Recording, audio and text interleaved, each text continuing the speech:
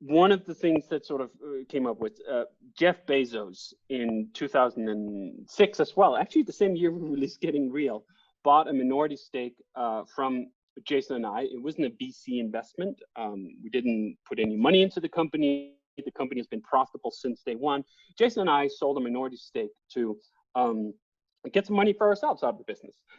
And while, let's just say, my ethics and opinions and view of the world has diverged somewhat from those of Jeff Bezos over the past decade, some of the early things when we were still meeting with Jeff about the company that really stuck was this one idea: focus on the things that don't change.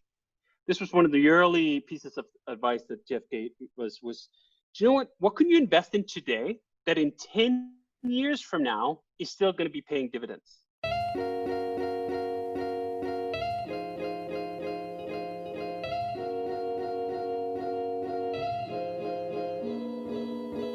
Hi everyone, welcome to episode 119 of the Startup Playbook podcast. I'm your host Rohit Bhargava, and each week I interview successful founders, investors, and subject matter experts on how they got started, the strategies they use to succeed, and their advice to current and future entrepreneurs.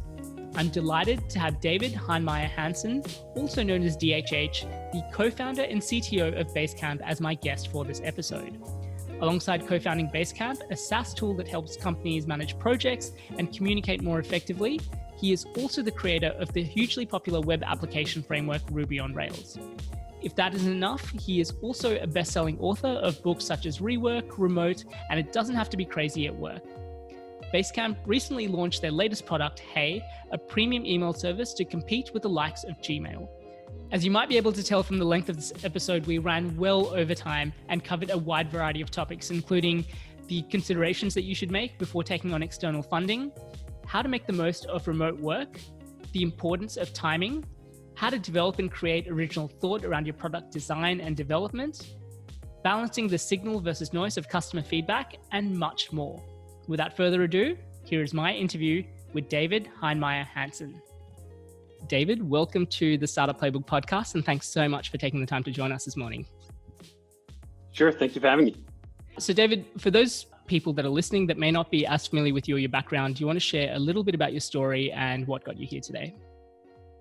Sure. My name is David Heinemeier Hansen. I am the co-founder and co-creator of Basecamp, a project management and team collaboration tool that launched all the way back in 2004. From that product, I extracted the toolkit Ruby on Rails, which has been used by a lot of startups to create businesses. And most recently, I launched a new service with the team at Basecamp called HEY, HEY.com, which is a new email service taking on Gmail or other email services out there. And in the 16 years between those two events, launching Basecamp and launching HEY, I've been writing a number of books. I most recently wrote It Doesn't Have to Be Crazy at Work, a book about how to curb your ambitions and look away from goals and have a more calm work life that's focused on doing the deep work. Before that, wrote Remote Office Not Required, a book about remote work, how to get there, why to get there. And before that, Rework, compilation of some of the things we had written for 10 years prior. And I do all this with Jason Fried, my business partner, now for some 20 years. And our company of about 56, actually I shouldn't say 56 anymore, I should say 60 something, because we just hired a handful of people to help us out with the incredible HEY launch. They're spread all over the place. Basecamp is a remote company. I am on the West Coast in the US. I originally from Denmark, and the entire company is remote. So I think that's the short summary. And there's obviously so much that I want to dive into, especially with the launch of HEY as well recently. But going back, you mentioned that you launched Basecamp back in 2004. So I imagine the landscape was very different back then. Can you talk? And I also understand that Basecamp actually started from a web design agency beginning with, and then sort of switched into building out its own products. What did that sort of process look like back in 2004 in launching this product and kind of shifting from being essentially an agency to spinning out your own products? Sure. Yeah. So the origins of the company is before we're known as Basecamp, it was known as 37 Signals, and it was founded in 1999 as a web design company. I wasn't there in 99. I joined up with Basecamp or with Jason in 2001 and started working with him and the other couple of people who were at the company at the time. And we made a few things together. We did some client work together. And then one of the first projects that Jason and I actually worked on together was a product. It was called Single File. Jason in the mid 90s had done some FileMaker Pro apps for tracking your video collections, your book collection, and wanted to bring that online. And I worked with him on this thing called Single File. So it was a SaaS app. I think we launched that in 2001 or 2002. Got a handful of people signing up for it, but ultimately, obviously, it didn't turn out to be that was what we were going to spend our time on. But just to illustrate that, like, it wasn't just like, boom, we launched with Basecamp, it was success out the gate. Jason and I had both been making things for the web by that point for almost 10 years. I got involved with the web in about 2000 or 94, 95. Gaming journalism was what I initially got interested in and learned HTML and CSS and these other things. So by the time I started working on Basecamp in 2003 together with Jason, Jason and I had already been working together for several years. We had another, I don't know if you want to call it failed,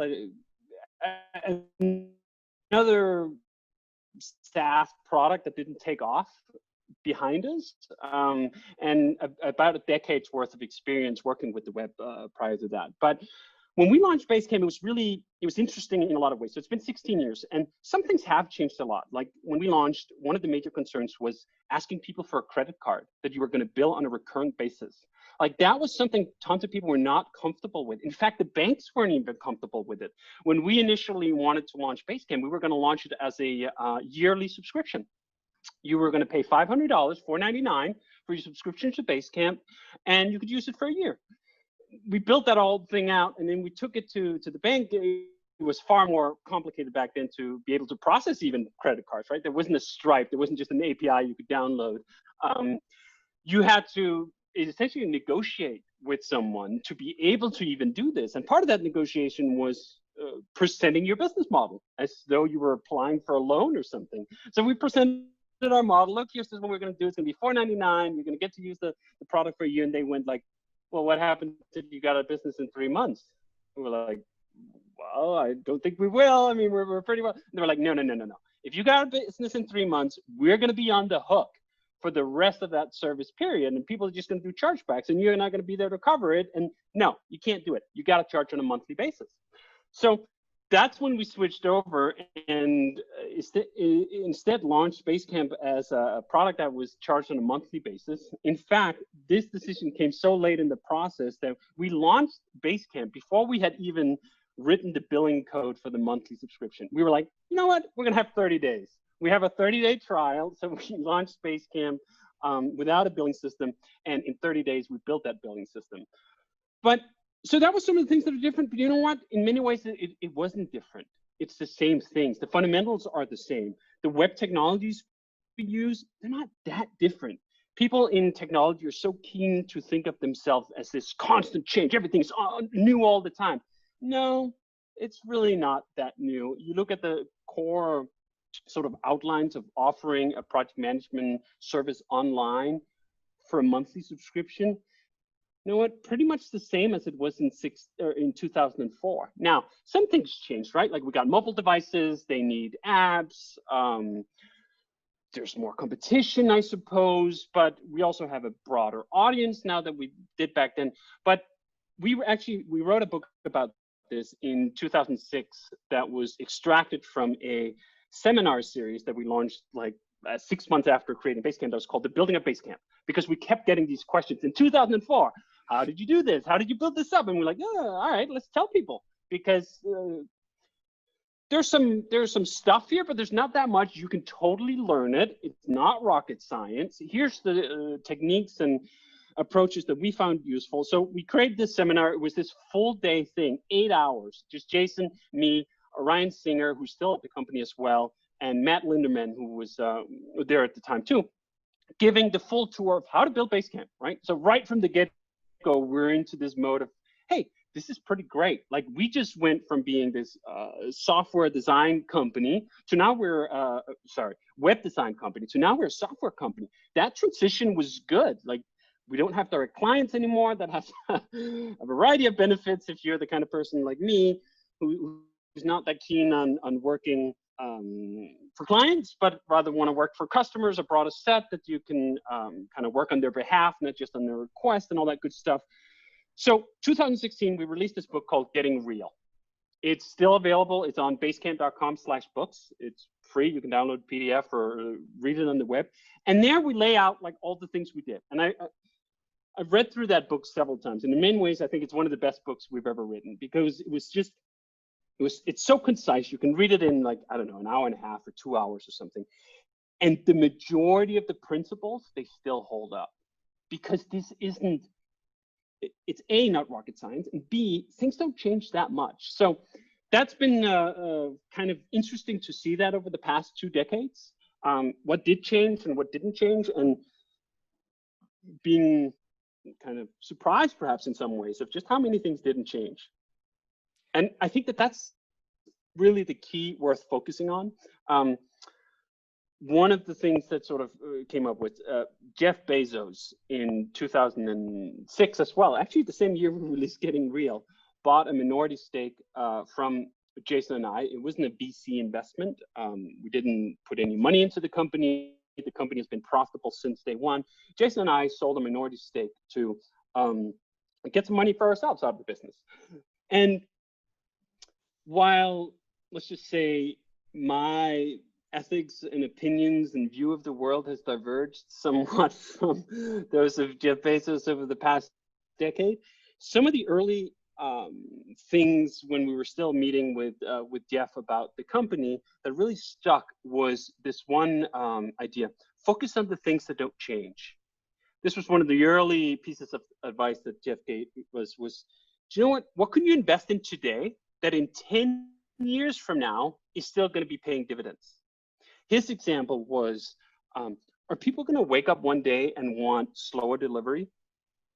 Right? Like, if you invest in a faster delivery infrastructure, that's probably a long-term investment that's pretty good. Now, I have a whole set of sort of philosophical issues with that statement today. And in fact, I have switched over to preferring slower delivery because it allows me to buy from other places. And I think the ASAP culture that we live in today has a whole host of problems. This idea that we should be able to get anything that we desire within an hour, I don't think it's actually ultimately healthy. But there's no denying that the underlying principle that, like, most people want that, right? Most people are not going to be like, oh, I wish my packages took a week to get to me. That was something we took away. So even if the sort of the ethics or the roots of it diverged, it was something we really took down and we were like, let's invest in the things that don't change. Let's invest in building our audience. Let's invest in becoming great writers, because that is a way to build your audience. It's a way to do communication well within a company. Let's invest in things like Ruby on Rails. I've been working on Ruby on Rails now for 17 years, right? You talk about like technology changing so fast. And like, here I am, just launched a brand new service that people seem to like quite a lot, built on the same technical underpinnings that I've been working on for the past 17 years.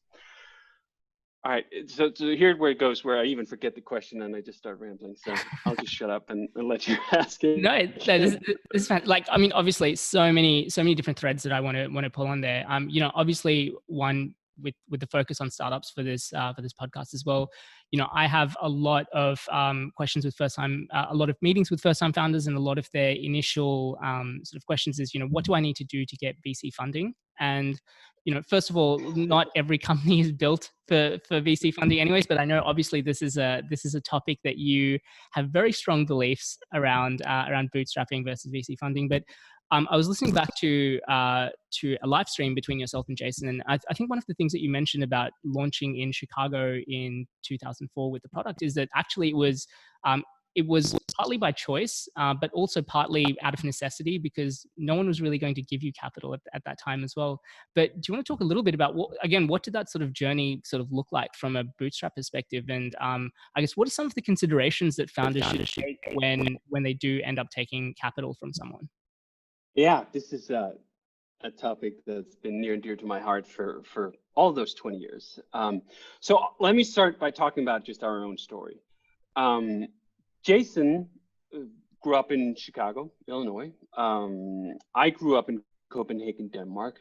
Neither of us were sort of enmeshed in like the tech scene of Silicon Valley or San Francisco or other centers where the dominant ideology was like, hey, this is how you build a startup.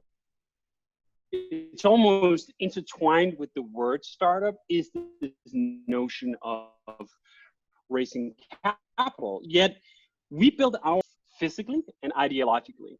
And I'm not sure what the sort of the root cause is or underpinnings was, but from the start, Jason and I both took a very conservative approach to business. Since 1999, it was launched by a couple partners together, and they had products or clients from the get-go that helped pay the bills, right?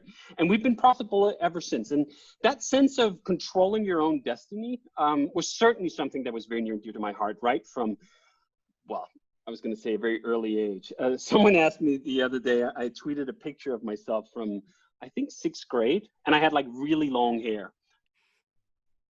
Down to my shoulders. And the story behind that was, I think I was maybe in 4th grade or 5th grade, and a family member, at that time my hair was just a little bit long, a family member went like, you should really get a haircut. And I was like, I don't feel like I need a haircut. No, you should get a haircut because that's how you're supposed to look. And I didn't say this outright, but I went like, in my head, no, I'm not gonna get a fucking haircut. I'm going to grow out my fucking hair to be 10 times as long as what you thought was too long. And that's what I did. I didn't cut my hair for the next, I don't know, 3-4 years. So clearly, right from the get-go, I valued my independence very highly. And when we got started with Basecamp, it wasn't even on the menu. It wasn't even on the menu to think, what if we raised a bunch of capital and hired a bunch of people, and then we could build this faster? No, what was on the menu was, okay, we're going to build this as a side product because we can do that while still paying the bills, while not taking on a bunch of risk, and we're not hiring ourselves a bunch of bosses who can then tell us what to do because we owe them money. So that was really the offset of it, that we were just intent on having our independence, and that was so deeply rooted as to not even be a point of discussion. And no point did Jason and I go like, should we raise money? What should we do? We just went like, no, we're just going to treat this as a 3rd or 4th client next to the other clients that we have. We will bootstrap this by paying for it that way. And then we'll launch it and we'll see where it goes. And if it doesn't go anywhere, okay, let's go back to making web designs for clients. It'll be fine. Well, it did go somewhere, right? And then the funny thing is, after, I don't know, 6 months, a year, something like that, we started getting a bunch of traction. Jason and I were blogging at the time. The company has had a weblog called Signals versus Noise since 1999. 21-year old blog that's still going at signalvnoise.com. And we started getting all these inbound requests from VCs. Hey, do you need money? Hey, can we meet for coffee? What's your growth rate? So how are things going, right? I think at one point we had gotten like 45 or 50 inbound requests from a variety of VCs, including several acquiring teams from larger companies who were sniffing around. This was about 2005, about a year after we launched. But as tempting as it was in some regards, to think like, oh, wait, well, we could take a bunch of money and we could hire a bunch of people. It also wasn't. Because part of the reason we built this was because we could, with our own hands. Both Jason and I are involved with building the product directly. I mean, this was not just an executive team that were sort of looking to staff up such that we could get out from under the drudgery of having to write code or do designs or do marketing copy or any of these other things that we did. No, we did those things because we wanted to do those things, because we enjoyed them. And I remember thinking at the time, we were 4 people when we launched. We're like, what would you even do with 10 people? Like, what would 10 people even do?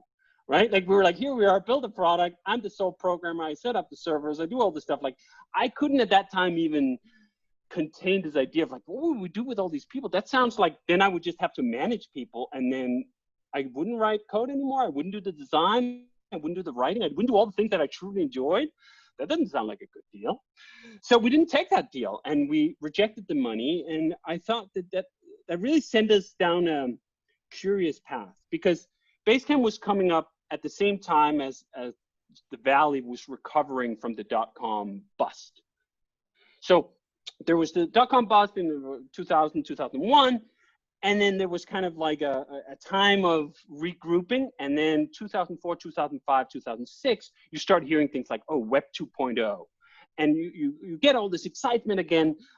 So we're coming up in that same time. We travel in the same circles in terms of the technology and so on, but we stick out like a sore thumb because we're not in the same bubble of like, this is about capital, this is about racing. So that's the story. And then here's my list of lessons extracted from that story.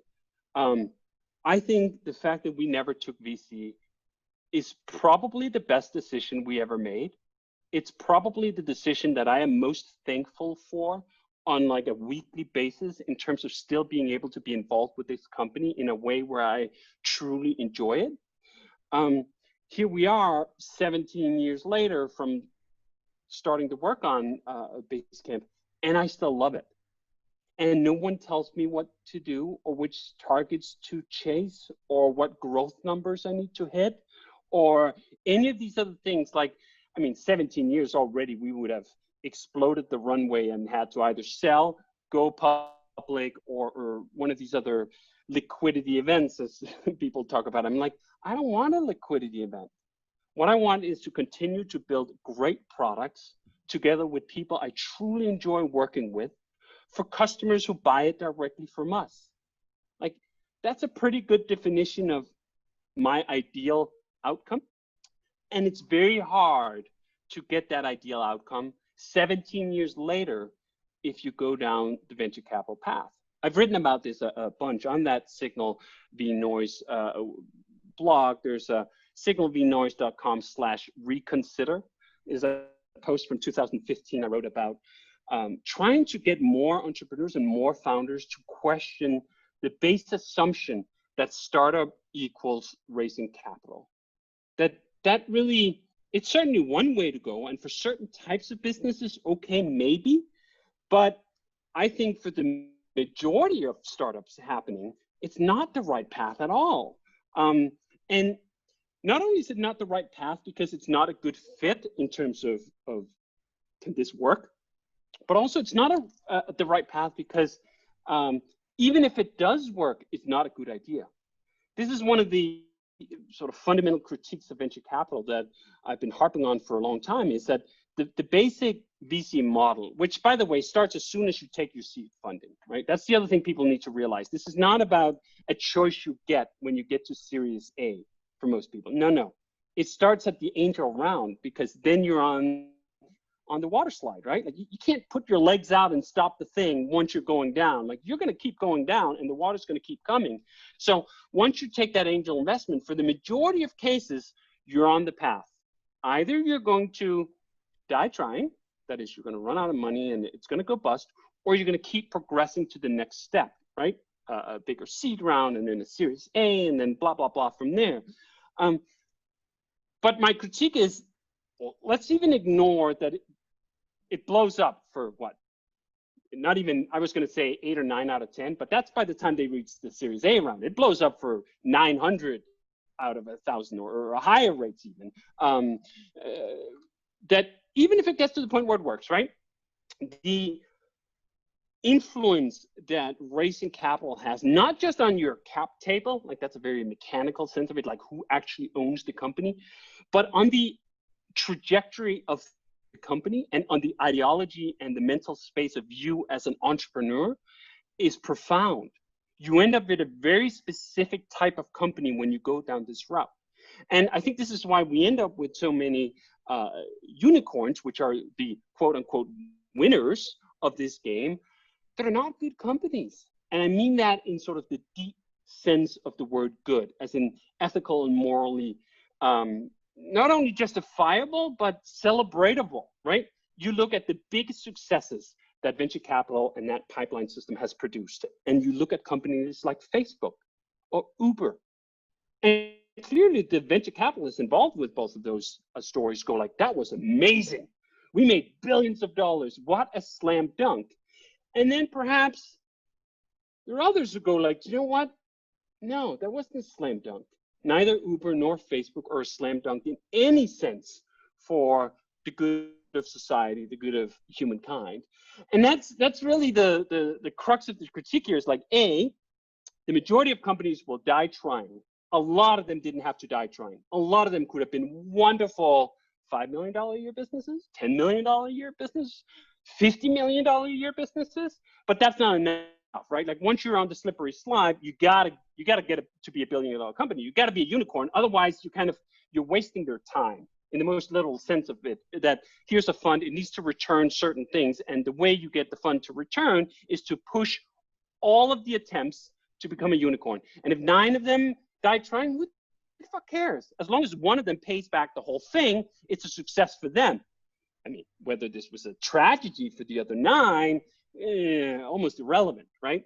So, yeah, I mean, we can fill the whole show of me giving you a critique of the moral failings of venture capital. But if we are to focus it back on something more practical, it's for me to impose the thought of like, why were you interested in becoming an entrepreneur in the first place? Why are you here? Why do you want to put in all this work? I think for a lot of entrepreneurs, it is that sense of independence.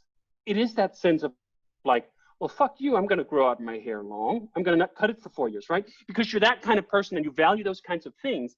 And those are poorly and badly compatible with that capital structure and that funding structure. You end up not actually being able to grow out your hair if that's what you want to do. You end up, even if the best things happen, showing up on some fucking late night show saying things like, well, the headwinds in this economy is you're going to end up being a person you did not set out to be.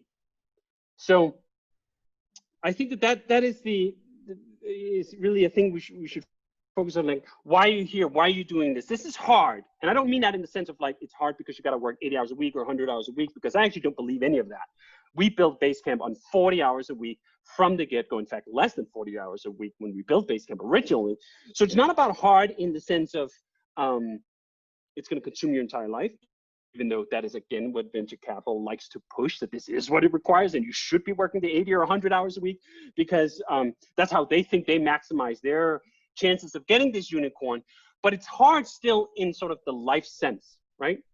If you spend 10 years of your life trying to build something, that's your 30s or your 40s or your 20s, wherever you start. If you spend 10 years in something, holy shit, if you wake up at the end of that, looking back on that with regret.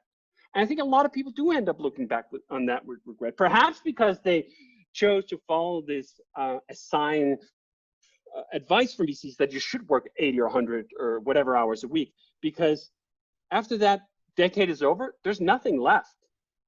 There was just this, right? You put all the eggs into this one basket that the VCs already up front had given you the odds that we're going to be like 9 out of 10 chance you're going to fail, right? It's going to be just a basket of squashed eggs. But again, what the fuck do we care? We're going to make it out on the one that hits home. But you're not. You're not going to make it out on the one that hits home. It doesn't help you anything if you're one of the 9 that didn't make it, that the 10th did. How's your life any better because of that? It's not. And I can again go back to sort of like, why did I start it, right? I wanted the independence. I wanted to be able to work on the things that truly gave me joy. I wanted to be able to program. I wanted to be able to write. I wanted to be able to say the things that I thought were true, without kind of this reservation of what will my investors think or what will they make me do. And I can tell it's pretty sweet, right? And it doesn't require, you don't need to be a billionaire. You don't need to be 100 millionaire. You don't need to slam dunk it in the sense to achieve that, right? The number of people who can end up with, as I said, a wonderful business of like 10 people making something really nice that customers love and can end up feeling supremely confident and happy with their life choices. It's a large number. Like there can only be so many unicorns, and the number is not very large, right? I don't know what the last count was, but like 150 or something, right? There's literally room for millions of businesses that can end up being simply sustainably good businesses. And that math is why the VC ideology must poo-poo this idea. It's why they must shit on it, like, oh, that's a lifestyle business. Oh, how cute, right? It's why they must neg it all the time. And I'm here to provide the counter melody as someone who's gone through it, as someone who's lived it for 17 years. Don't listen to that bullshit. It is fucking sweet to wake up in the morning, not have some capital person call your shots, wake up and just do the great work that you want to do. That's where the root satisfaction of the human experience fucking lies. So let me just stop the sermon there and turn this back into an interview. I love it. I mean, like we're getting some great comments from people that are listening in terms of loving this conversation. I mean, so one tangible example that we've had on the podcast recently is a guy named Michael Fox who ran a company called Shoes of Prey that was bootstrapped for the first 3 years, did a couple of million revenue, ended up raising about $30 million in VC funding, grew their revenue out to about $23 million, but then they just weren't growing quickly enough and had to end up shutting down and letting go of their 200 plus staff. So if anyone wants to kind of hear that story, we've had that on the podcast recently, but I think it's a very tangible example of what you're kind of speaking about. Is it puts you on a different track, and you need to be very intentional about what type of track you're getting on, the type of company that you're trying to build, and does that resonate with the type of company that you want to wake up and build every single day. But so David, my first introduction to you was when a friend of mine lent me Rework. This is probably about 6 or 7 years ago now. And talking about like original thought and breaking convention, one of the things that really stuck out to me for the book was just the structure, the way that the chapters were put together. I think you kind of mentioned at the start of the book as well, like why does a chapter need to be, multiple pages? It can just be like a page and that's it. And it really kind of got me thinking about like original thought around, structure and kind of questioning convention about VC funding and those sorts of things as well. And I know you touched on this a little bit earlier, one of the books that you wrote, and Basecamp in general has been a remote company for 15 plus years now, which I know is something that you had to fight for a very long time. And now everyone's been forced to do that. What was the original thinking behind remote work? And I guess now that a lot of companies are starting to be forced to that and haven't necessarily been built being built as a remote first company first, what are some of the lessons that you would recommend for companies that are in that transition period to make sure that they're able to maintain the right sort of culture and fit and engagement with their staff in that kind of new world? Yeah, it's a great question. And for us, remote work was not so much a choice as a necessity. I started working with Jason when I was in Copenhagen, Denmark, 7 time zones away from Chicago, Illinois. And for the first 6 months, we didn't even speak on the phone.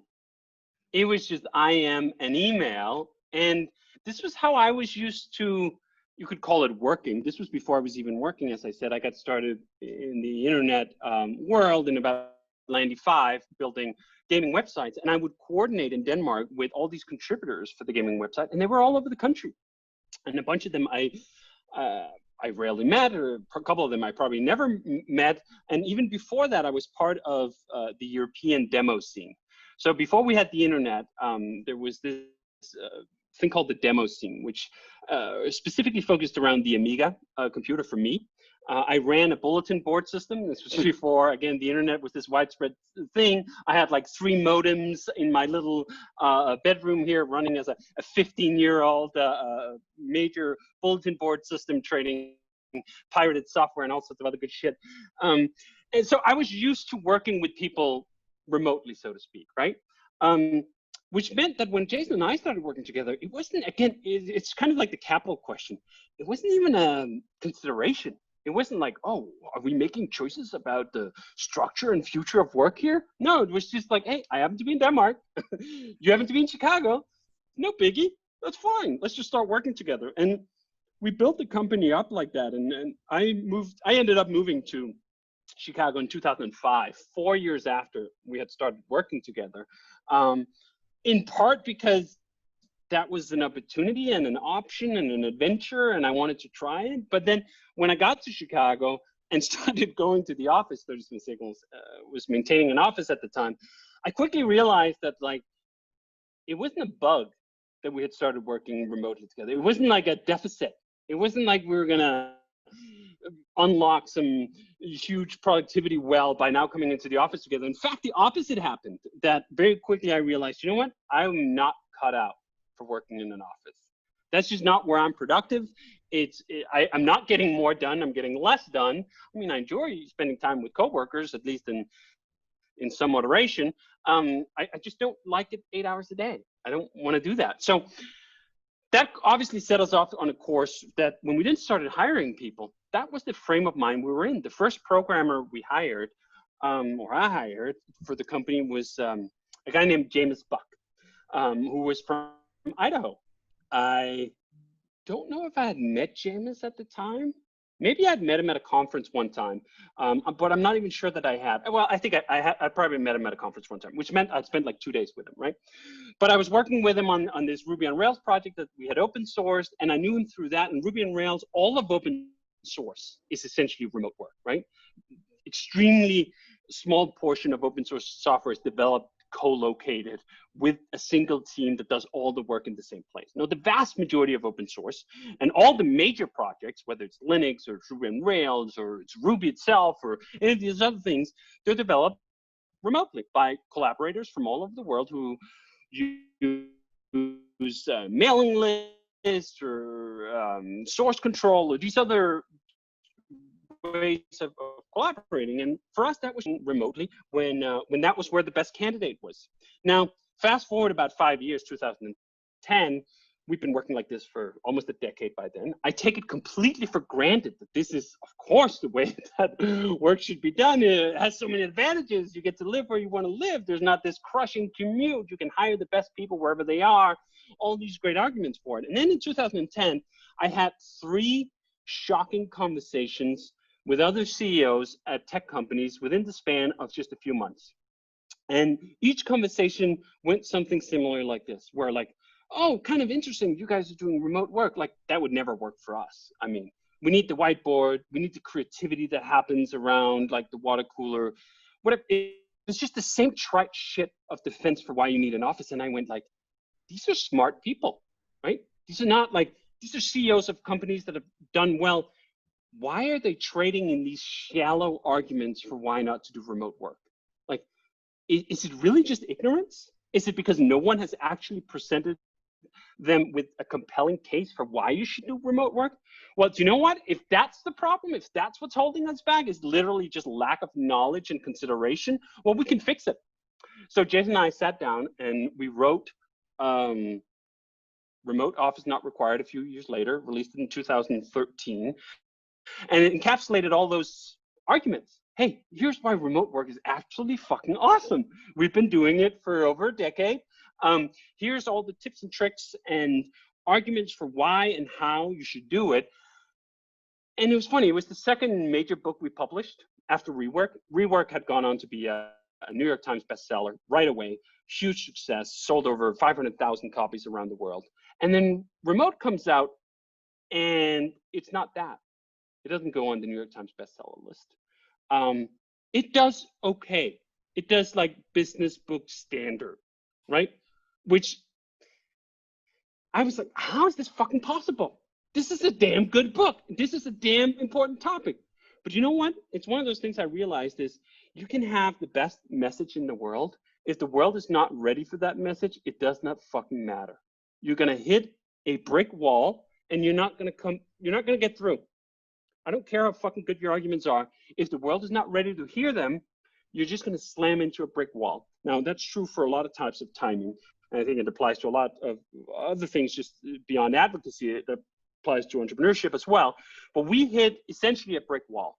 The world was not interested in 2013 to hear the arguments for why remote work was good, why you should do it. Now, that wasn't that we were the only ones doing remote work. There were plenty of other companies doing it. In fact, I'd say already at that time, the seed had been planted that lots of new companies were doing it. But the majority of the dominant companies were all thinking like, we could never do that.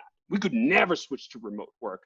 I mean, we need our offices, we need our catered lunches, we need our fucking beanbags, we need our game rooms, we need our workout stations. Otherwise, how the fuck are we going to keep people at work until 9 p.m. every night? So it didn't exactly have a huge amount of uptake there, which sets the tone, right? That's part of like, what is the overtone window? What are people doing?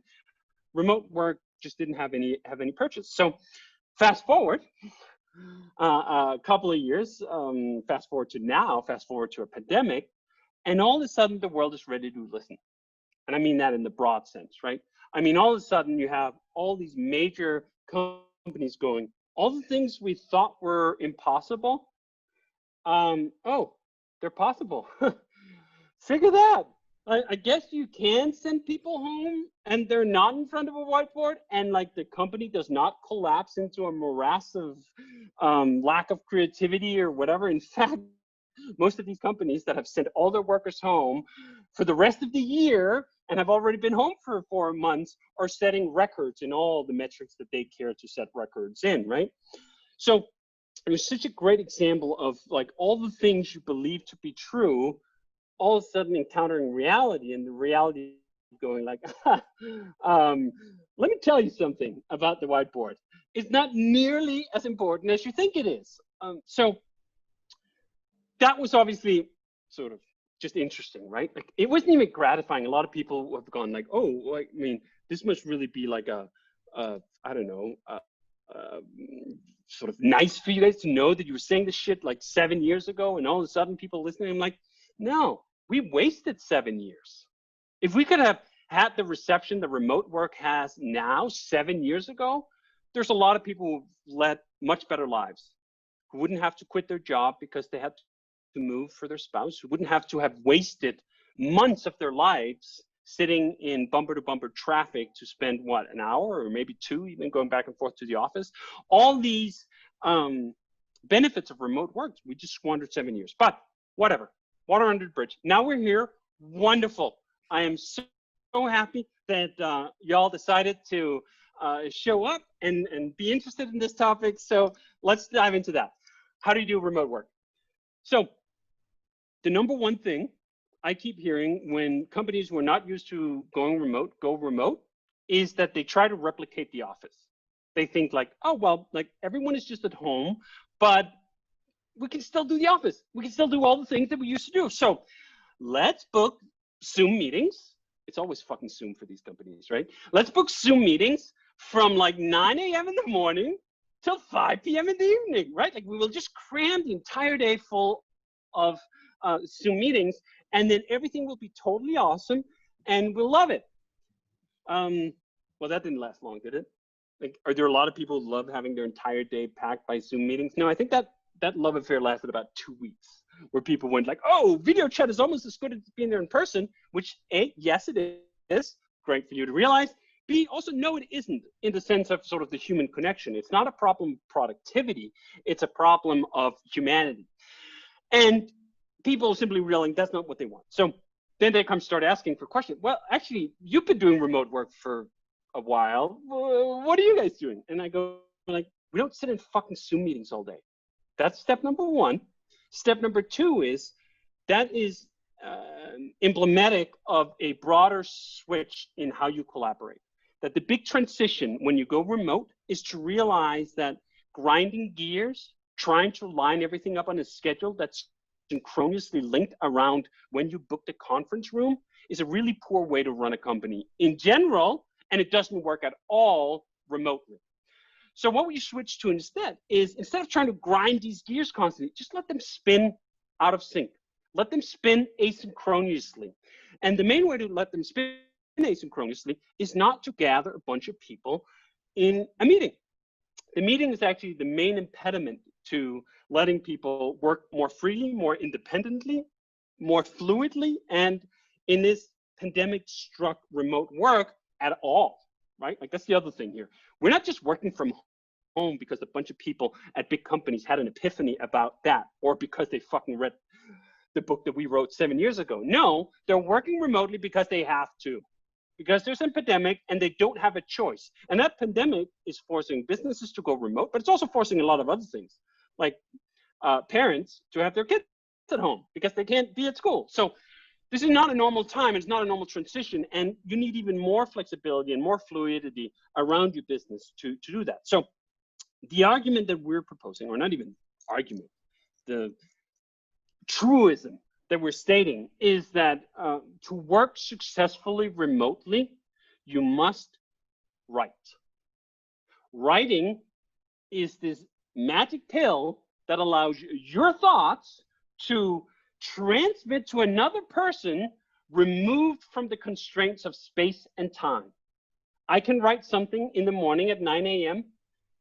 and someone in fucking Spain can read it 9 hours later on their time, and they can get what I said. And then they can process it in their brain, and then they can either do stuff or reply to me, and then I can read it either 15 minutes later or the next day. Writing is really the thing that unlocks this whole thing about how to work remotely. And becoming a company of writers is to become a remote company. Now, this doesn't mean we all have to be fucking Hemingway or Shakespeare. It's not about writing poetry. It's about communicating clearly with each other outside of the constraints of space and time. So that's what we do at Basecamp. We write, and we write, and we write, and we write. And it's, I hate this word, but I'm going to use it anyway. It's real writing, right? It's not this one line at a time bullshit that people have lulled themselves into thinking is writing. It's not this chat line, staccato thinking where we're thinking one line at a time and we're responding one line at a time. And unless you're in the room when it happens, you have absolutely no say on the decisions. No, it's the considered long form writing where someone takes a fuzzy idea and turns it into something tangible and clear because they fucking spent the time to think through 5 paragraphs, right? Like they actually thought about the words, they revised it a few times, they delivered something clear, and then they wrote it up and they posted it. And someone else on the receiving side then go like, that's interesting. I can give it 5 minutes or 5 hours or until tomorrow for my brain to sort of process this and be able to respond to it in a timely way. So we don't have stand-up meetings, we write. We don't have pitch meetings, we write. We don't have what did I do at the end of the day kind of catch-up meetings, we write. Basically, any type of meeting you can think that is about communicating an idea or communicating updates or communicating in general where I'm telling you stuff and you just kind of need to know it and do stuff, we write. Now, doesn't mean you'd never meet. For us, meeting and sometimes, well, not sometimes, all the time right now, video calls, they're great when you have fully informed participants who cannot come to an agreement in writing. There, all the time this happens where we'll write and we'll go back and forth a few times and someone will just say, stop, let's just stop. We've gone back and forth a couple of times. Let's upgrade to some higher bandwidth here. And we upgrade to the higher bandwidth and everyone then enters a discussion about what we should do based on a shared set of facts and arguments. So we don't have to rehash the facts. We don't have to rehash the arguments. We can just go straight into the debating the pros and cons and come to a decision, and then we move forward. Now, that only happens a minority of the time. The majority of the time, we just write it up and someone else goes like, yeah, that's really smart. Let's do that. Period. Done. Moving on, doing the work, right?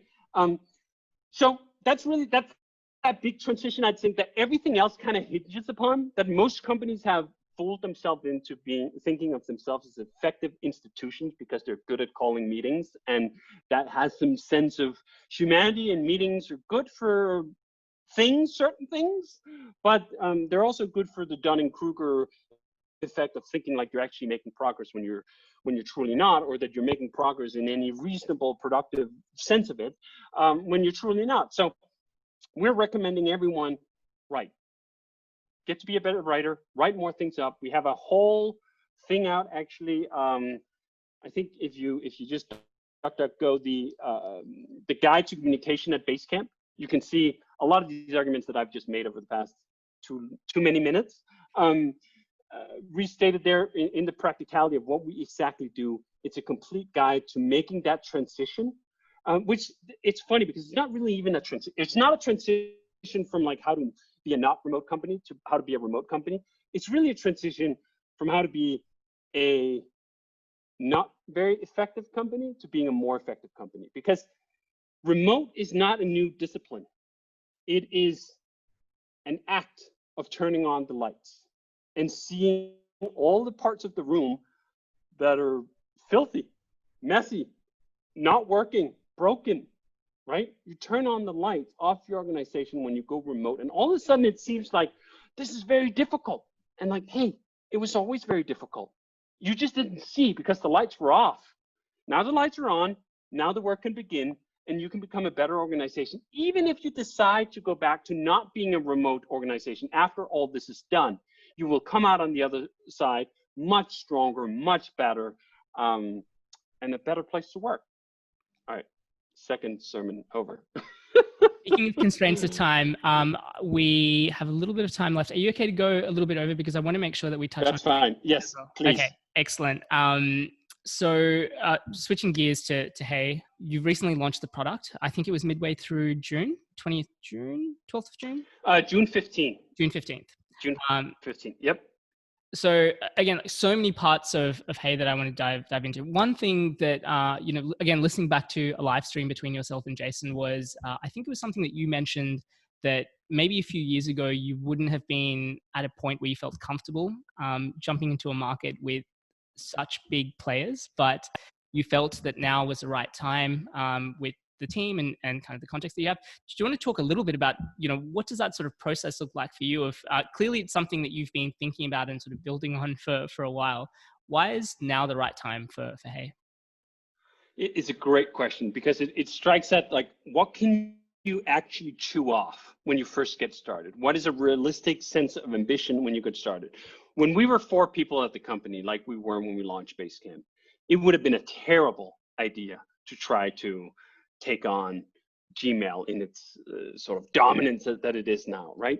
That would have killed the company, right? We wouldn't have made it to the point where we could actually have put up a fight. We needed to be better, wiser, stronger, more experienced, more capable, with a bigger backstop of doing this. We spent 2 years making Hey. When we first launched Basecamp, we spent essentially 3 months with 4 people.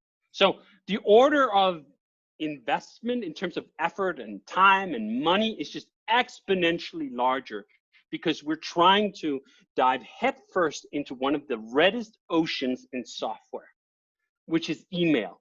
It is shark-infested waters, I'll tell you that.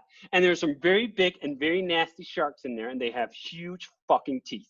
And they will chew you out unless you dive in there with a goddamn cannon of a harpoon to assault them with. And we wouldn't have had that with 4 people, right? Like, we would just have gotten chewed up. Or we would have made something far less ambitious. Maybe we would have made an email client. You can totally make an email client and build that on some other platform. We wanted to attack this head on, right? We wanted to go in there with the biggest shark and give them a punch in the nose and said, like, hey, we're here. We're not going anywhere. You're not going to scare us out of the waters.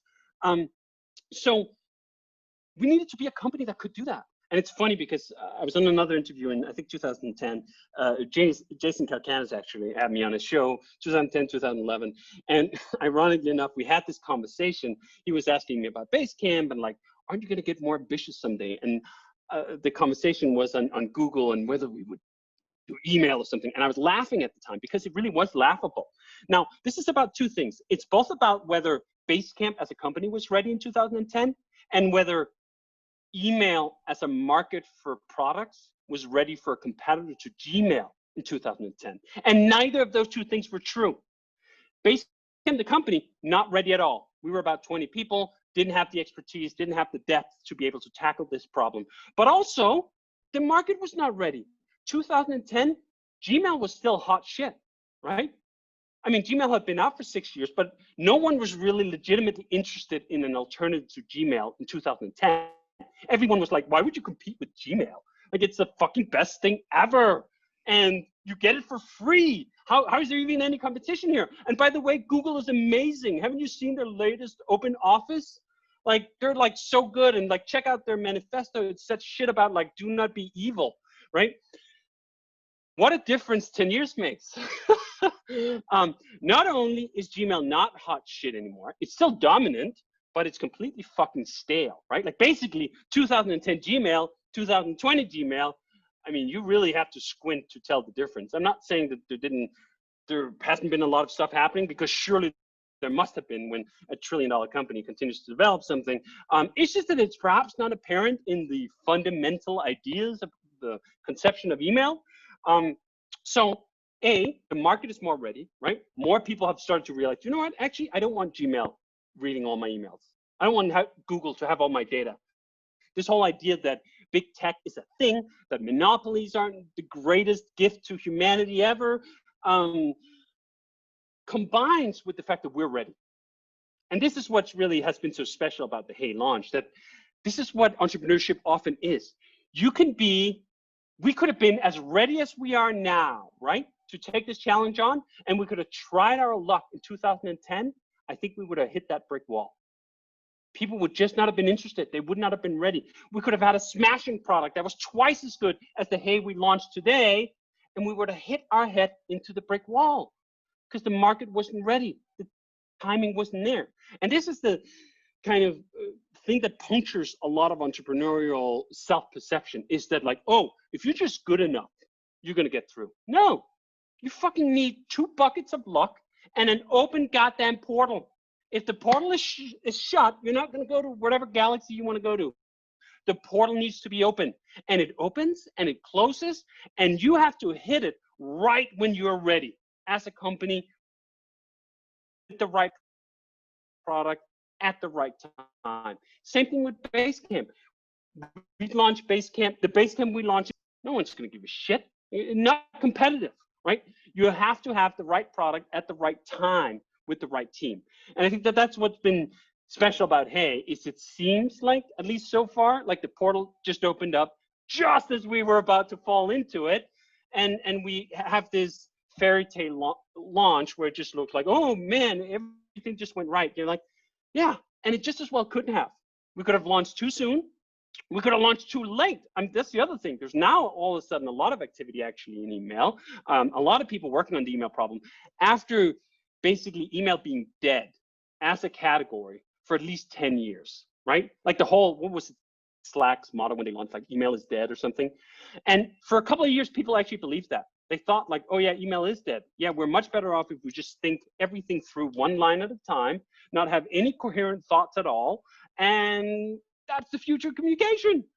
And then people tried that for a couple of years and they went like, shit, it's not the future of communication. All right, let's get back to email. Let's get back to fixing that problem again. And a bunch of teams got on it. We were on it.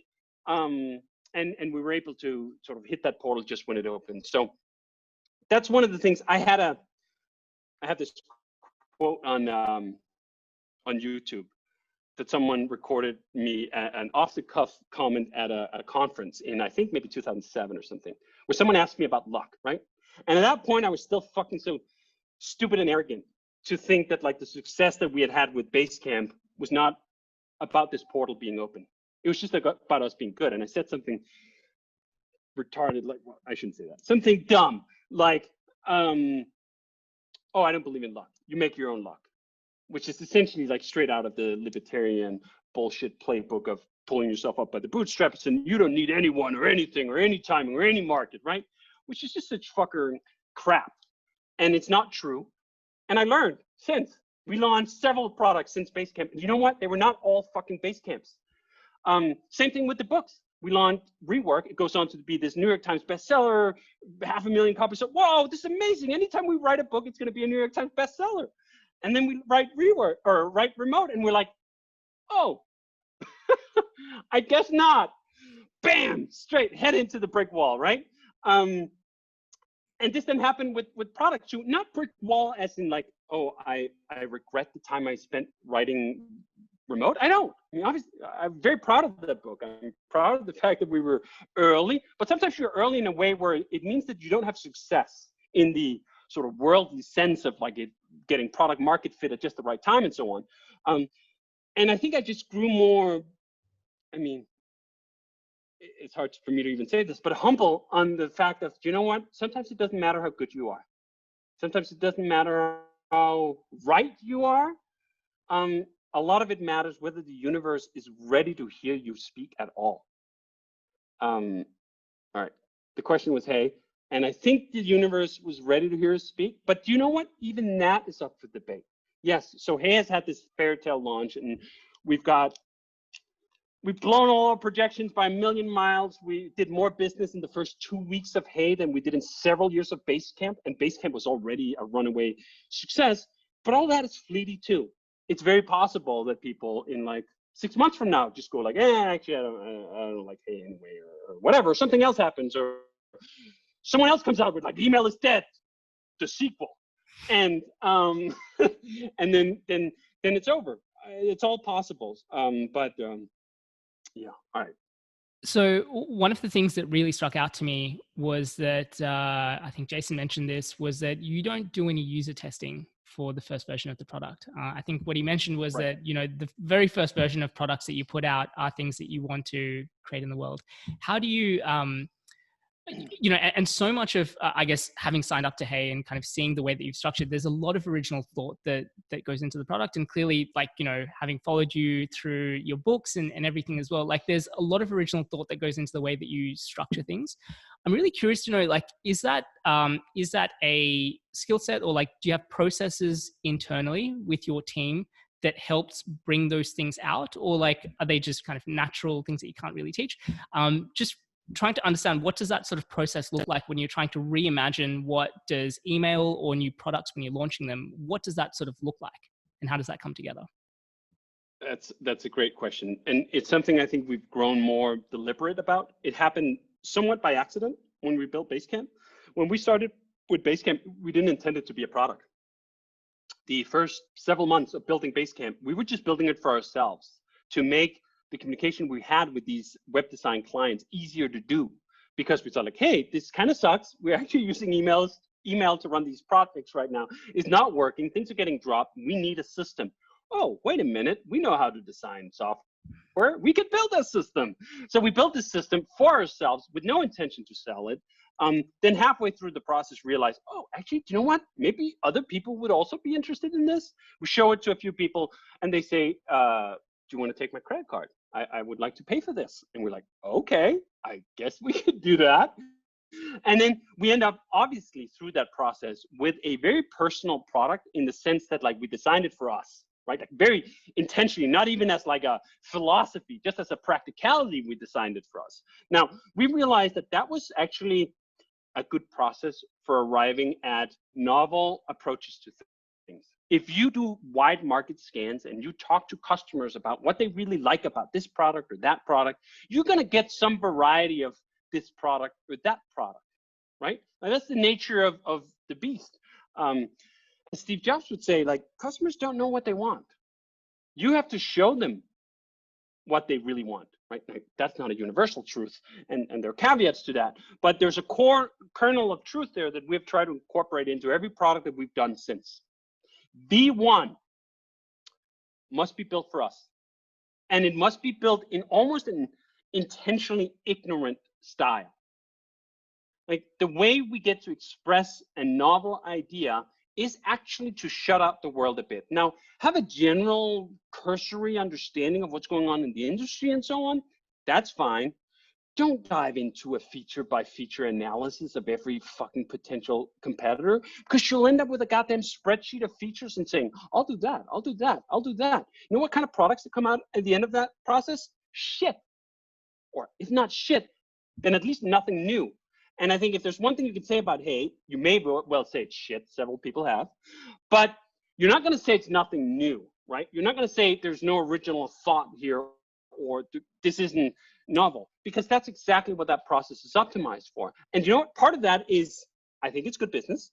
The second part is it's way more fucking fun.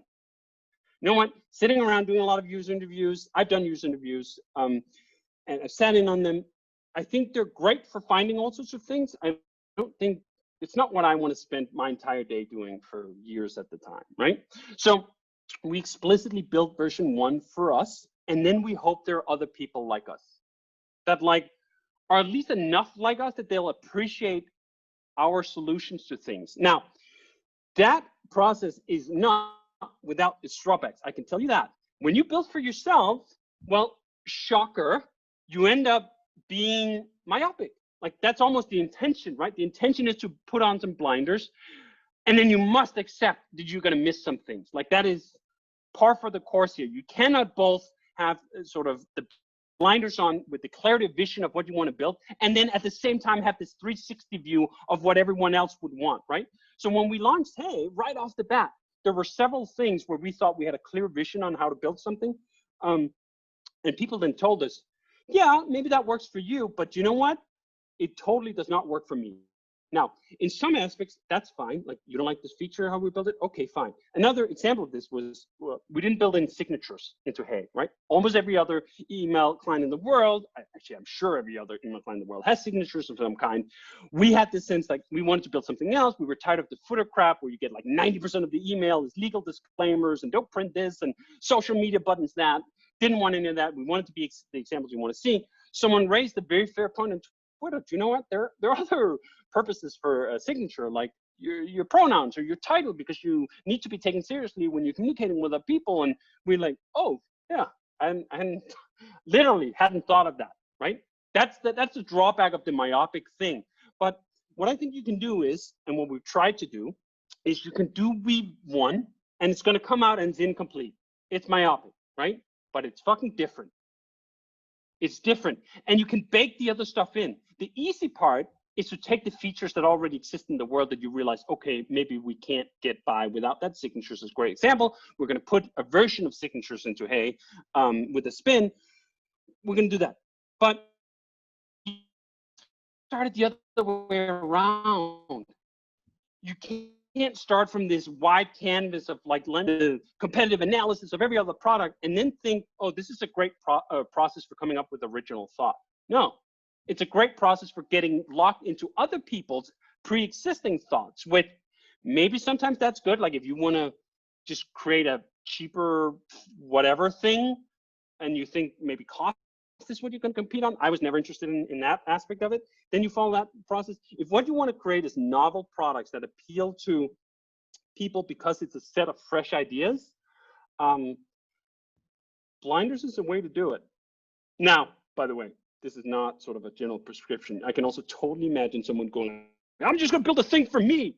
And then there's like one of you, like you're truly unique in this world and no one else gives a goddamn fuck about your problems, right? And there's no one to sell to because you created for an audience of one. Well, I think Jason and I, over the 20 years we've built our audience, have learned that like there are a lot of people who appreciate the way we see the world, which is part of what comes with this, is having some sense of confidence in your own thoughts and your own ideas.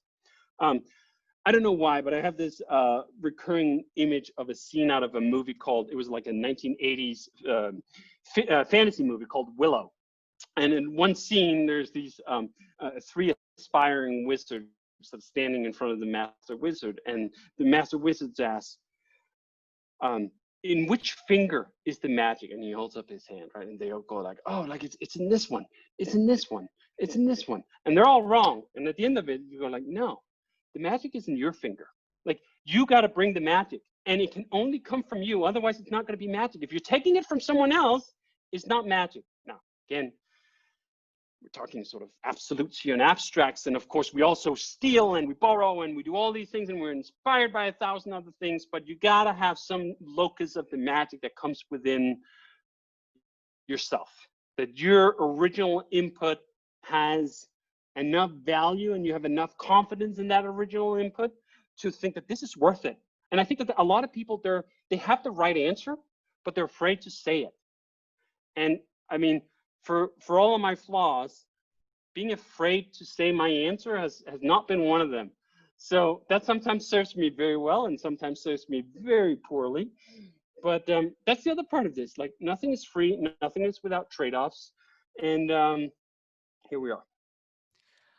I feel like I could talk to you all day, and I'm kind of mindful of your time. So I'm going to finish off with one last question before we move on to audience Q&A. And you mentioned that, you know, intentionally you try and sort of put the blinders on. You just want to sort of focus on what it is that you're trying to put out.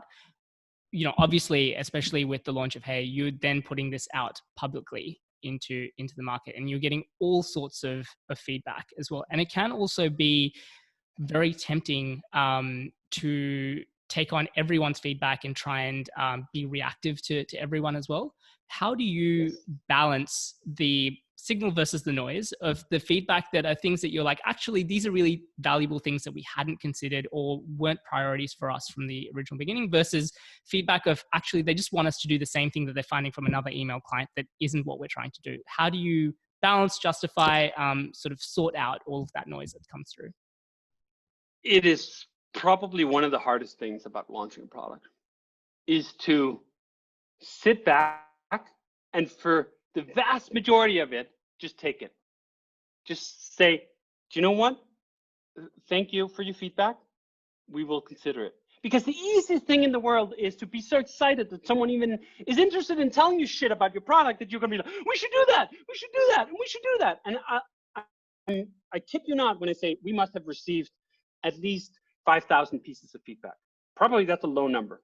But let's just say it's 5,000 pieces of feedback over the launch of Basecamp, where like, I want this color to be red instead of blue. I want this feature to work totally differently. And sorting through all that and finding the shit where you go like, oh, signatures. That was a good example. Where like, you know what? Legitimately, we had not thought that through. That's a grave miss. It's a miss that would happen, or is bound to happen when you do these blinder V1 versions. But this is really important, and we should fish that out. And like, there's 5,000 pieces of feedback here, but this one, when it comes to the signatures, we're going to do something about it because it has there's some principles at stake that really matter, right? So you fish that out, and we fished out. There's that one, and then we fished out another one around public links. We have this feature where you could just turn on and get a URL for an email, which kind of like you get a URL in Dropbox for a file. And that was how we thought about it, right? You get a URL for Dropbox and file. It's like that. It's just a better way to forward. And we hadn't thought the whole thing through, and we hadn't thought through some of the abuse angles that could be with it, some of the consent angles that could be with it. And someone again called us out on it, and we were like, shit, they're right. They're fucking right.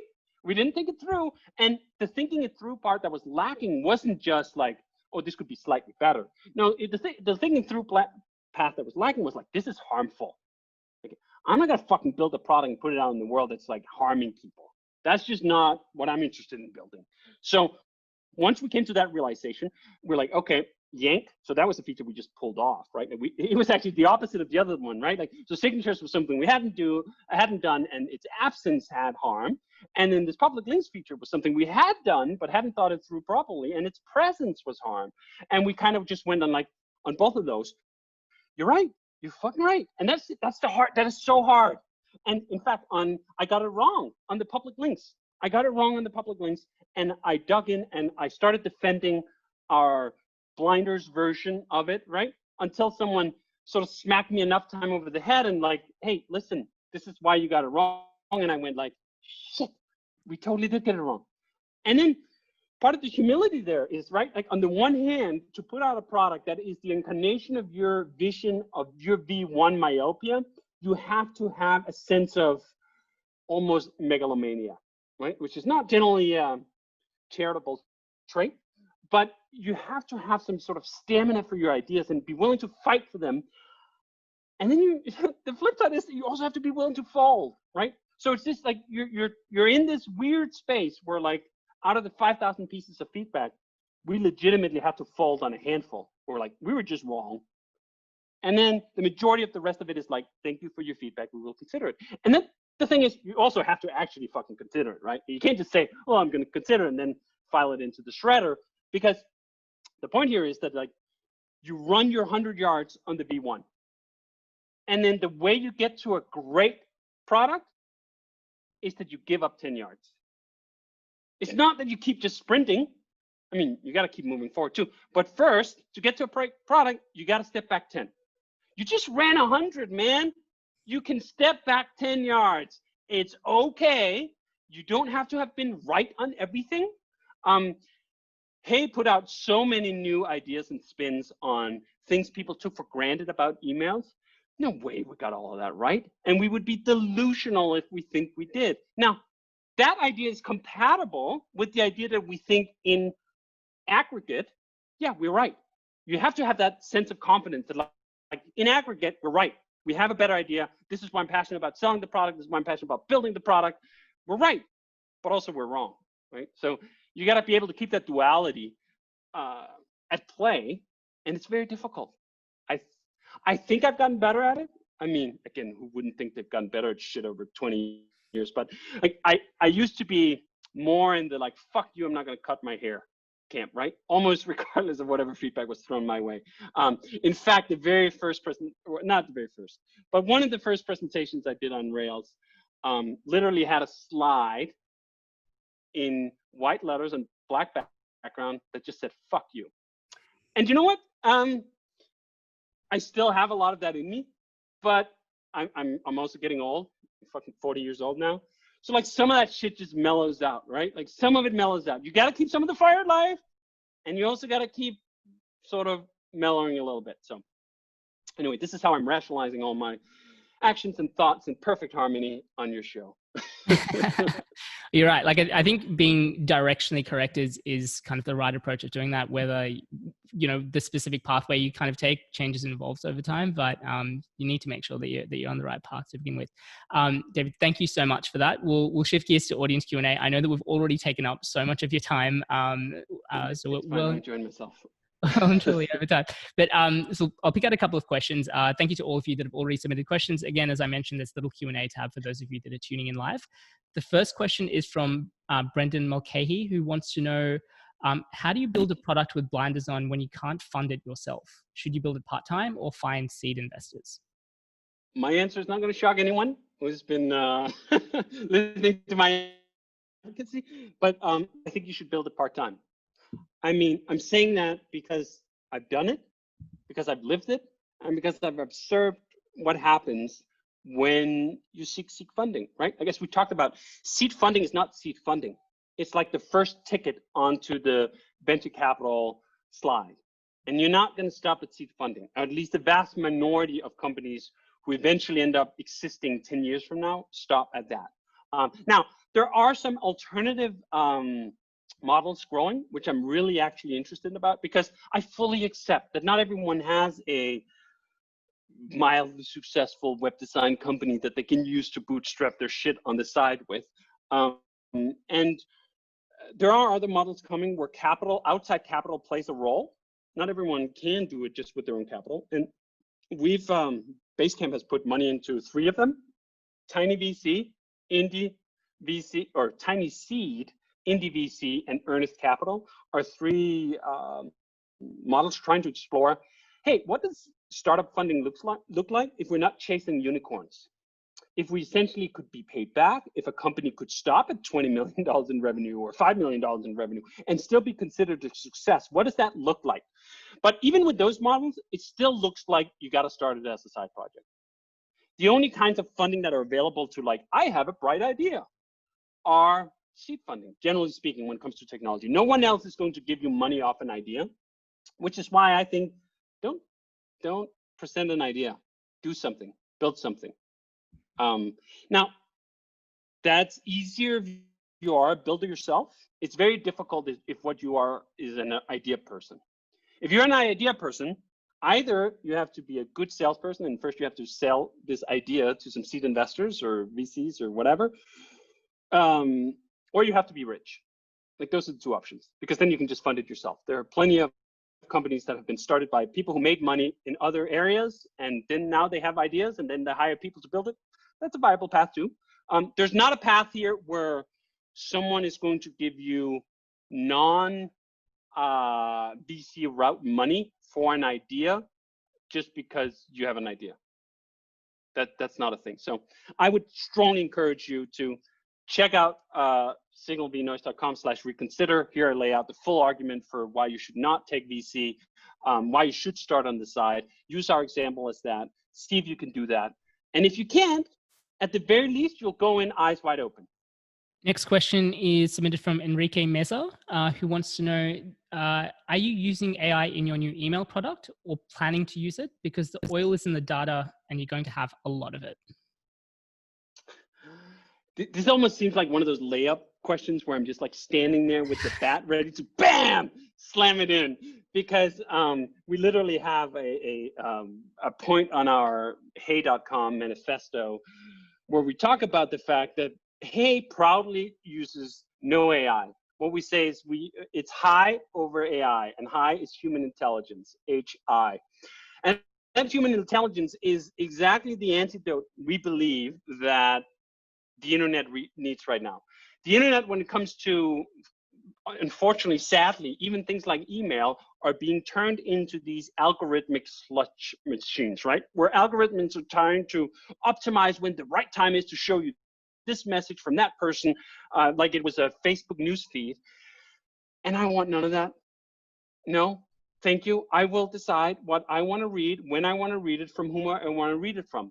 And that's what we built Hey around, to make those human decisions easy, smooth, the right path, so that you end up with the inbox that you wanted for you, not what some machine learning tool device or deduced out of a data set of all sorts of other people's decisions, or what could keep you engaged the longest in email. I just saw a tweet this morning saying, hey, I'm buying Hey. Why am I buying Hey? Not because I'm reading more email, but because my iPhone is telling me I spent 40% time less on email last week than I did the week prior. So that's what we're selling. We're selling you a bicycle, right? Like, it's not like it's just a fucking robot you get in and it's going to drive you somewhere where where it thinks you want to go. No, here's a bicycle. It's good for you to exercise yourself a little bit, and we let you exercise your decisions about what should be in your inbox. So no AI at Basecamp, with the slight exception that we do have a rudimentary spam filter that's based on open source technology called RSpam that we do use to filter some stuff out, but we basically quarantine it, put it over in the corner, try to use it as little as possible, and lean on your decisions as much as possible. The next question might be a little bit of a layout for you as well, but I know that you've got the consumer product and then you're launching the business product later this year as well. So this is probably a question that's a little bit more from a business context of like potentially how they would want to use emails as well. And the question's from Nathan Field, who wants to ask, isn't email tracking helpful feedback as to email quality? Why block this tracking as spying in Hey? Yes, that's a great layout. Yes, email tracking is very useful for the person doing the tracking. All modes of surveillance are useful for the people doing the surveillance. It's very useful for the NSA to have a database of everyone's web traffic and email traffic and be able to search keywords going back in time. It's very useful for a salesperson to know exactly when their target had opened an email so that they can then follow up with the perfectly timed phone call to tell them about all the shit they want to sell them.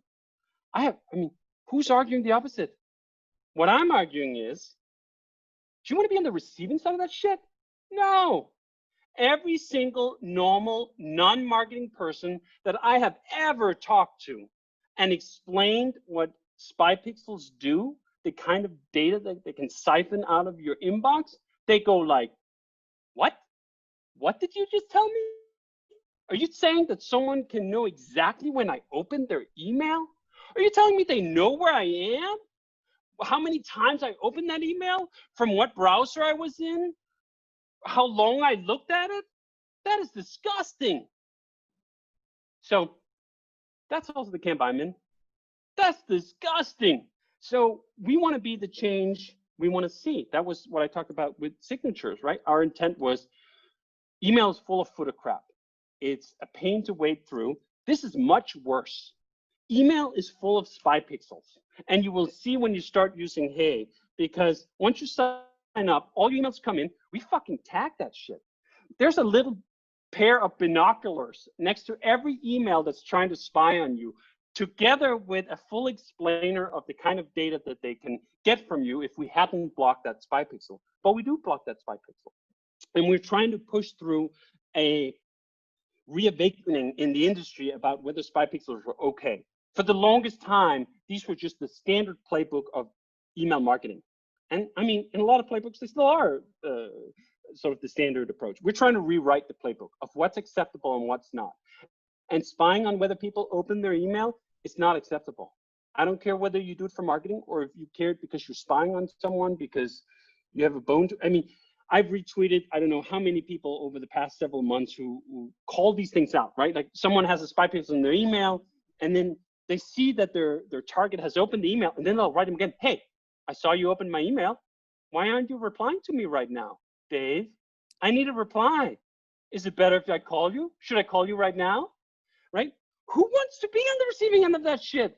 Again, doesn't mean it's not effective from the perspective of the salesperson trying to push. Maybe you can guilt people into taking a phone call with you like that when you're spying whether you open their emails. I don't give a shit. That's not who I'm here for. I'm here to build software for people who open emails, far more than for the people who send marketing emails, right? So kind of know your audience here, and my audience is me. I have been on the receiving end of a countless amount of spy pixels, and every single time I felt like, this is fucking outrageous. Why does the internet work like this? I don't want people spying on me when I open my goddamn email. So let me build some software where they can't. Fantastic. Again, we've gone so over time. Thank you so much. I'm going to finish off with one last question from our audience Q&A. Thank you to all of you that have submitted questions, by the way. There are some great questions there, not all of which we were able to get to. But the last one I'm going to pick is from Anup Chaudhary, who wants to know, David, loved your sermon. If you were to start again, what would you do differently, either with Basecamp or with HEY or I guess your career overall? Well, I will leave this last question with a bunch of pointers to philosophy. One of my most treasured discoveries over the past 10 plus years have been Stoicism. And Stoicism is ancient Greek and Roman philosophy about, let's get into some practical stuff about how to do it. And you know, we could use some practical tips on how to go through life, live the good life.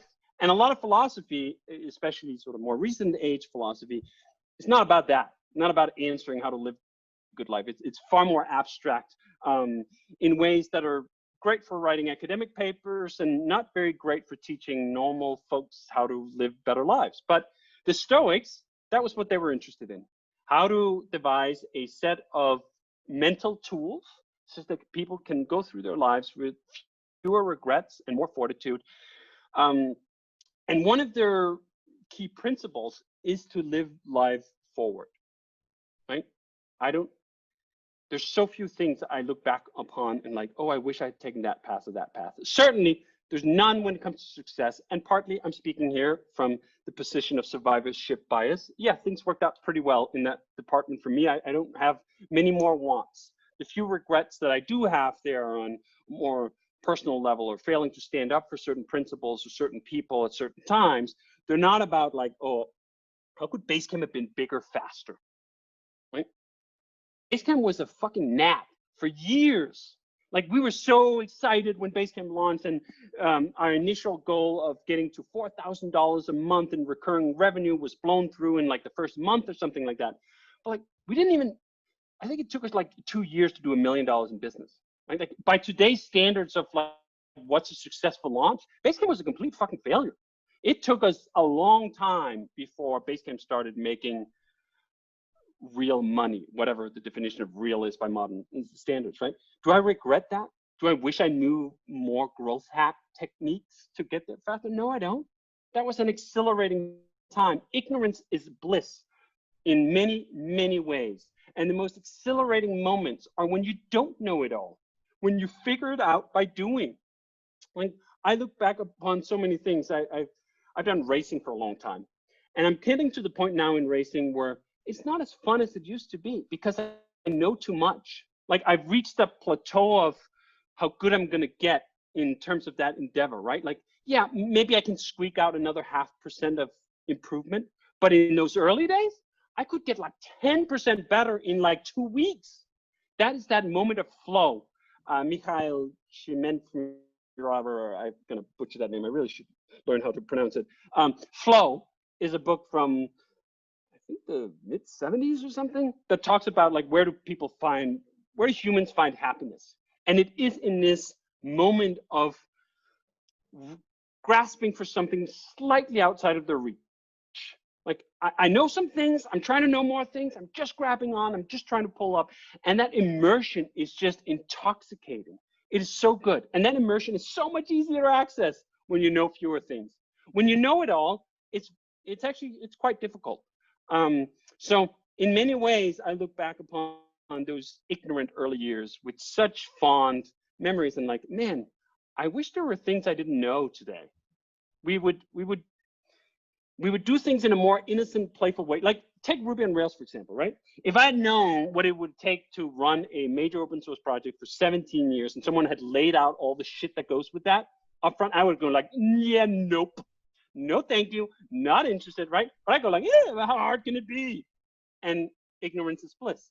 So I don't wish I would have known anything on that sense. The only thing I do wish I would have known are on the morals and the ethics. I think a lot of my early career was very focused on the entrepreneurial, technical routes. Like, all my reading from like early 2000s to late 2000s were focused on how do I get better at being a programmer? How do I get better at being a business person? And I just missed out on a bunch of shit I wish I had known early about sort of the core principles of life. Like Stoicism, like other branches of philosophy, or just a widening of the interests and reading habits. I wish I would have started that earlier. I know I promised no more questions from me, but just on that point, are there any particular resources that you would recommend for someone who is interested in that space? Any particular books? Yes. Let me list some off just real quick. A Guide to the Good Life, I think, is one of the best introductions to Stoicism. It goes over all the major texts in a very approachable, easy to read way, and you will find it as perfect springboard to go into the primary sources after that. And the primary sources are incredibly readable. If you're going to pair it with one primary source, I'd say it should be the Manual by Epictetus. It's a super short book. You can read in 45 minutes. Incredible. Another book, To Have or To Be by Erich Fromm, who is a 20th century psychoanalyst who's taught me, I think, more about humanity in the sort of modern sense and psychology than just about any other writer. Spectacular book. Follow that up with the rest of Fromm's library, The Sane Society, Escape from Freedom, wonderful books. And then I'd also invite you to look into existentialism, partly because it's a way of getting into philosophy through novels. The Stranger, I think, is a great book, and Nausea are two books to pick up on that trajectory. So that's very good. I have posted for the past 4 years the books I read. If you search for the books I read in 2017 DHH, I'm pretty sure you're going to find the first one, and I've done that 17, 18, 19, like in 16 as well, for 4 years. So there's a bunch of book recommendations in there. A lot of the sort of philosophy stuff and humanism is in those recent years. So great resources there. Get reading on that. Stop reading more modern business books, even if that includes my own, or at least water it down. If your entire literary diet is like the top 10 business books of this year, you're doing it wrong. You got to mix it up, dude. You really do. And mix it up with some ancient shit. Anything that has stood the test of time, whether that's just the past 50 years or the past 2000, pretty good chance it's good stuff. For anyone that's listening, any blog posts or books or resources that were spoken about, I'll do the heavy lifting for you and add it into the show notes for this episode at startupplaybook.co. Once again, thank you to all of you that took the time to join us this morning. And David, obviously, thank you so much for that really insightful and open discussion, and for extending out well beyond the allotted time for this interview as well. Hope you enjoyed the interview. But thank you all for tuning in, and we'll see you all next week. Absolutely. Thank you again so much for having me on. This was fun. Thanks for listening to episode 119 of the Startup Playbook podcast. As always, full show notes from this interview will be available at startupplaybook.co. I'll be back at 8 a.m. next Tuesday, the 14th of July, with another live episode. And my guest for episode 120 is the co-founder and CEO of Who Gives a Crap, Simon Griffiths. Now, many companies have been affected both positively and negatively as a result of the COVID pandemic, but few companies were caught in the middle of this quite like Who Gives a Crap, a subscription-based toilet paper, paper towel, and tissue company that donates 50% of its profits each year to help build toilets in the developing world. The company faced unprecedented demand during the recent COVID lockdowns, adding over 500,000 people to their waiting list. I'm really looking forward to this interview and hope that you can join us. But in the meantime, if you enjoyed this interview, please don't forget to like, share, and subscribe. As always, thank you for tuning in, and I'll see you next week.